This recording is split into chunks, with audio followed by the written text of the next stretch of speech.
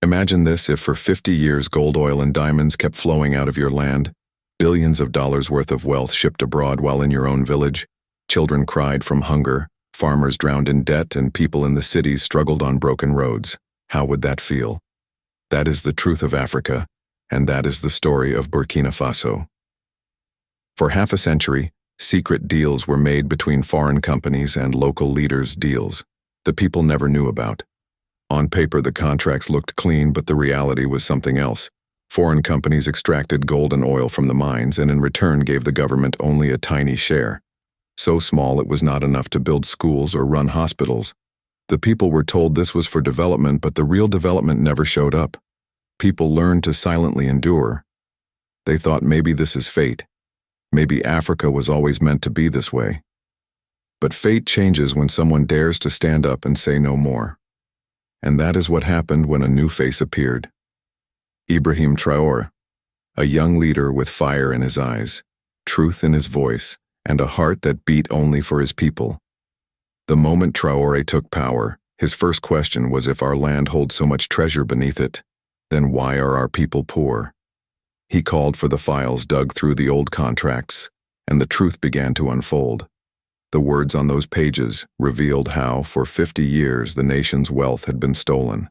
Every mine told the same story.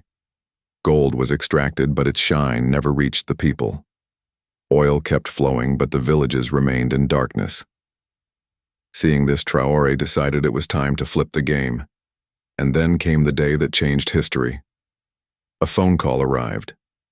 The caller was no ordinary man, but a powerful mining executive. His voice trembled with worry. He said, "Mr. President, what you are doing will scare away investors. Our companies will leave. You will face heavy losses." Traoré did not hesitate. He replied, "The real losses have already been suffered by our people for half a century. Now it is time that the gold of this soil serves the children of this soil." Hearing these words, the man on the other end fell silent.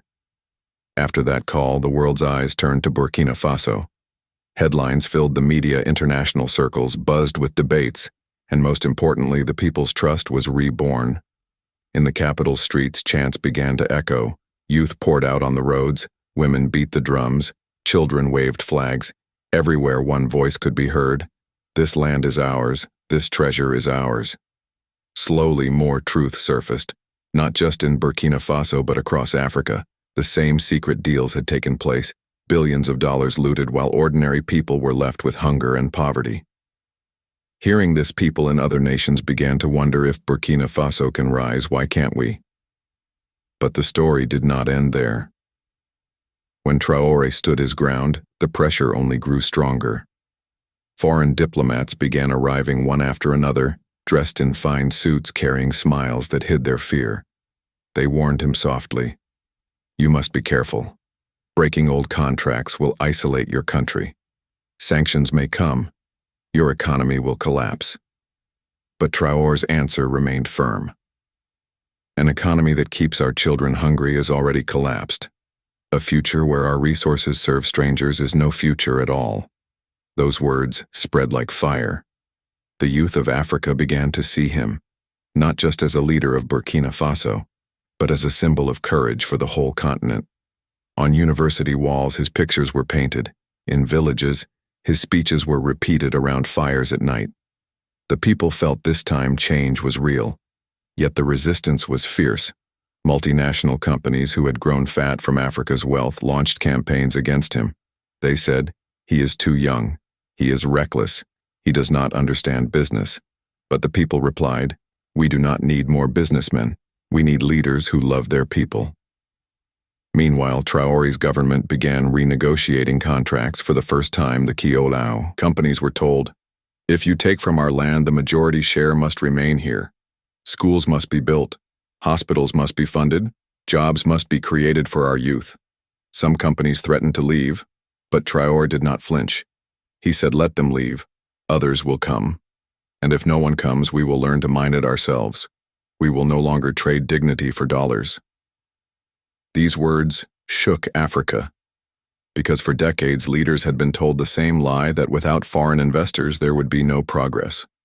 But here was a young captain turned president saying, "Progress begins with self-respect." The people's energy doubled. In the capital, crowds filled the squares every evening. They carried signs, "Our land, our gold, our future." Women sang old revolutionary songs, mixing them with new ones about Traoré. Children painted flags on their faces and shouted his name. But along with hope came danger. Powerful nations were watching closely. Their newspapers wrote a dangerous precedent is being set in Africa. Their think tanks warned if Burkina Faso succeeds, others will follow. And that was exactly what Traoré wanted. He gave a speech that was heard across the continent. "We are not poor. We are rich beyond imagination, but our riches were stolen and our voices silenced. Today, we say no more. We claim what is ours, not only for Burkina Faso, but for every African child who deserves light food and dignity." That night, videos of his speech spread everywhere on phones, radios, and televisions. From Ghana to Mali, from Congo to Senegal, people whispered, "If they can rise, so can we." But Traoré knew that words alone would not protect his country. He began strengthening local industries, supporting farmers, training young engineers to manage mines, and creating systems to keep money inside the country. It was not easy. It was not fast. But for the first time, people felt that their sweat and their soil were finally working for them. And as all this unfolded, a new question began to echo across Africa. What if this is the beginning of a second independence?